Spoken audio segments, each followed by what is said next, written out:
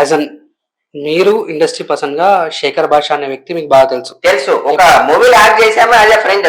Good friend ఒకప్పుడు. Okay. ఎప్పుడు ఏ movie అన్నా? నా నువ్వే. మన తమన్నా గారు, కళ్యాణ్ రామ్ గారు మూవీ అది. అందులో మేమందరం కలిసి టీమ్ యాక్ట్ చేసాం. అండ్ ఈ ఇష్యూ మీకు బాగా తెలిసే ఉండొచ్చు. ఇప్పుడు జరుగుతుంది కదా. రాజ్ తరుణ్ గారు అండ్ లావణ్య తర్వాత శేఖర్ భాష, ఈ ఇష్యూ మీకు ఎంతవరకు తెలుసు? At the same time Shekhar Basha గారిని ఒక ఛానల్లో తను కొట్టింది అనమాట లావణ్య గారు. చూశాను నేను. ఎంతవరకు కొట్టింది, ఎంతవరకు కొట్టచ్చు న్యాయం అని చెప్పేసి అంటారు అన్నా. నాకు అన్ని పక్కన పెడితే ఈ మధ్య ఆడోళ్ళు ఎక్కువ సెలబ్రిటీస్ మీద ఫోకస్ చేయడం, ఆడవాళ్ళు మాదే గెలుస్తుంది కదా అని అనుకోవడం, ఇది ఒక పెద్ద ప్యాషన్ అయిపోయింది. ఒకటి ఆడవాళ్ళు తప్పు చేసినా సరే తప్పు కాదు కదా అని అంటారు మీడియా. ఒక మీడియా కావచ్చు, డిపార్ట్మెంట్ కావచ్చు, ఎవరైనా సరే తప్పని చెప్తారు. చెప్పేదాకా కొంచెం ఆగండి. ఎవరైనా ఆగక ముందే డిసిషన్ మీరు తీసుకోకండి.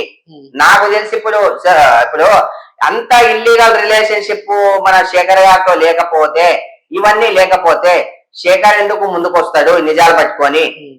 ఈ అమ్మాయి ఎందుకు కొడుతుంది అంటే ఏదైనా ఫోకస్ చేయాలంటే. కానీ ఎంత ఫోకస్ చేసినా, ఎంత ఎవరిని కొట్టినా అదైతే కొట్టడం అనేది 100% కరెక్ట్ కాదు. అది ఆమె దానికి కంపల్సరీ ప్రతిఫలం అనుభవిస్తుంది. అదే కోర్టు ఇప్పుడు రాజ్ తరుణ్ గారు అతనేందో ప్రూవ్ చేసుకోవడానికి అతను కూడా మొన్న మీరు అదే మూవీ అప్పుడు అది కూడా అయింది. కానీ తప్పు ఏ రోజైనా తప్పని బయటపడుతుంది. కొట్టడం మాత్రం కరెక్ట్ కాదు. ఎంత ఆడవాళ్ళైనా సరే ప్రతిసారి మీకే జెండా అనేది ఎగరదు. ఆలోచించాలి. ప్రతి ఒక్కరు ఒకటి ఆలోచించాలి. అమ్మాయి ఏడ్చుకుంటా వచ్చే గానీ అమ్మాయి అంతా నిజం ఉన్నట్టు ఫీల్ అయిపోకండి. ప్రతి ఒక్కరు నిజాలు తెలుసుకోండి. అంటే మిస్యూజ్ చేసుకుంటారు అంటారా? వాళ్ళకి మిస్యూజ్ అవుతుంది. ప్రతి ఒక్కటి మిస్యూజ్ అవుతుంది. ఇప్పుడు అమ్మాయి లావణ్య తప్పని 100% ఆవిడే క్లియర్ పిక్చర్ తెలుస్తుంది. ఆల్రెడీ విత్ ప్రూఫ్స్ అన్ని చూపిస్తున్నారు కదా. కానీ దానికన్నా ముందే వీళ్ళు బ్లేమ్ అయిపోయారు. ప్రూఫ్స్ బయటికి రాకముందే బ్లేమ్ చేసేసారు. ఒక జనాలు కావచ్చు, ఒక మీడియా కావచ్చు. నాకు ఎవరి మీద, మీడియా వాళ్ళ మీద కానీ డిపార్ట్మెంట్ మీద ఎవరి మీద నాకు కోపం లేదు. కానీ నేను ప్రజలకు ఒకటే చెప్తున్నా, కొన్ని ప్రూఫ్స్ అనేది బయటకు వచ్చేదాకా ఈ చెడ్డోడు అని మీరు డిసైడ్ చేయకండి. తర్వాత అది ప్రూవ్ అయిపోయిన తర్వాత మీరు దాన్ని వెనక్కి తీసుకోలేరు. ప్రూవ్ అయ్యేదాకా కొంచెం ఆలోచించండి ప్లీజ్. నిజంగానే లావణ్య గారు డ్రగ్స్ ఇస్తున్నారు అని మీరు అనుకుంటున్నారా? అంటే డ్రగ్స్ వేరే వాళ్ళకి ఇస్తున్నారు మీకు తెలిసినంత వరకు? అంటే అసలు ఇండస్ట్రీ పర్సన్ గా మీరు కూడా చుట్టూ పార్టీస్కి వెళ్తూనే ఉంటారు, అవన్నీ చేస్తూనే ఉంటారు. సెలబ్రిటీస్ అందరూ డ్రగ్స్ తీసుకుంటారు అని చెప్పేసి టాక్స్ వస్తుంటాయి, ఇల్లీగల్ గా అమ్ముతుంటారు టాక్స్ వస్తుంటాయి. దాని గురించి మీరు ఏమంటారు?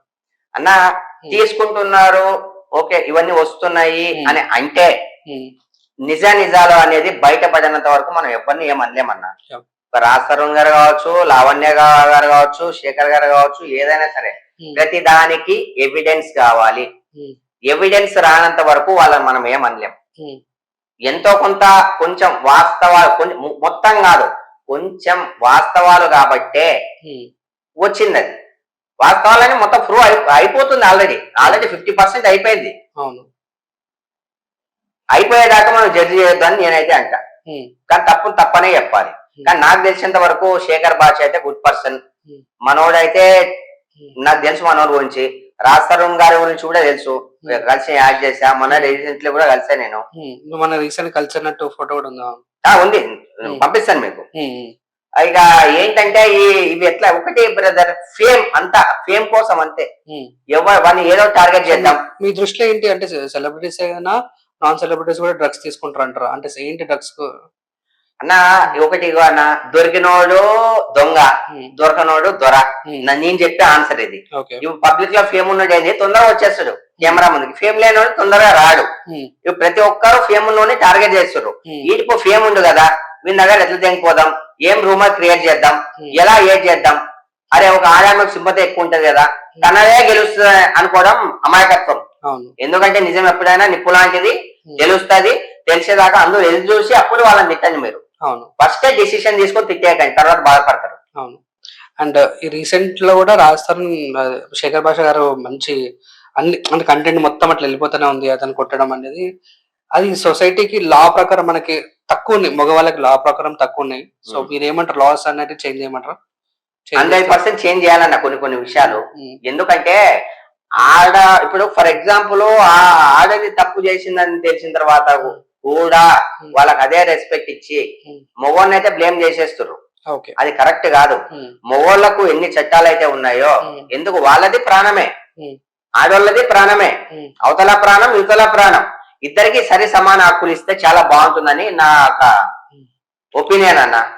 కరెక్ట్ కాదు ఇది. ఏది నిజాలు తెలుసుకోకుండా ఆ అబ్బాయికి ఒకలాగా ట్రీట్ చేయడము, అమ్మాయికి ఒకలాగా ట్రీట్ చేయడము, ఇలాంటిది మారాలి. అమ్మాయి ఇప్పుడు తప్పు చేసిందని తెలిసిన అమ్మాయికి ఒకలాగా ట్రీట్ చేస్తున్నారు. ఎందుకు? ఇద్దరి సేమ్ ప్రాణమే కదా, ఇద్దరికి ఒకటే యాక్ట్ ఉంటది కదా, ఇద్దరికి ఏ ఉండాల్సిన ఉంటాయి కదా. మరి యువతలకి ఇచ్చినంత రిఫరెన్స్ యువతలకి ఎందుకు ఇవ్వట్లేదు మీరు? ఈ చట్టం తీసుకొస్తే చాలా బాగుంటుందని చెప్పి నా ఒపీనియన్. ఎందుకంటే ఈ చట్టం రానంత వరకు ఇలాంటి మగవాళ్ళు మంచి జెన్యున్ ఉన్నా సరే ఇలాంటి ఆడవాళ్ళ చేతుల్లో నాశనం అవ్వక తప్పదు, రూమర్స్ కి ఇలా క్రియేటివ్ కాక తప్పదు. రేపు పొద్దున అవమానం అయిన తర్వాత ఏం చేస్తారు చెప్పు? పేరు ఖరాబ్ అయిపోయిన తర్వాత ఏం చేస్తారు? ఇది కరెక్ట్ కాదు. ఈ ఫేక్ ఎవరైతే ఉన్నారో గుర్తించండి, గుర్తించి అప్పుడు మీరు నిజాలు తెలుసుకొని చేస్తే బాగుంటది. ఇలా పేరు ఖరాబ్ చేయడానికి వచ్చేస్తున్నారు. పేరు ఖరాబ్ అయిపోయింది కదా ఆల్రెడీ, ఏ తప్పు చేయకపోయినా పేరు ఖరాబ్ అయిపోయింది. అందుకే బ్రదర్ ఇద్దరిని కూడా కరెక్ట్ అది కాదు, ఇద్దరిని సరి సమానంగా హక్కులు ఇవ్వండి.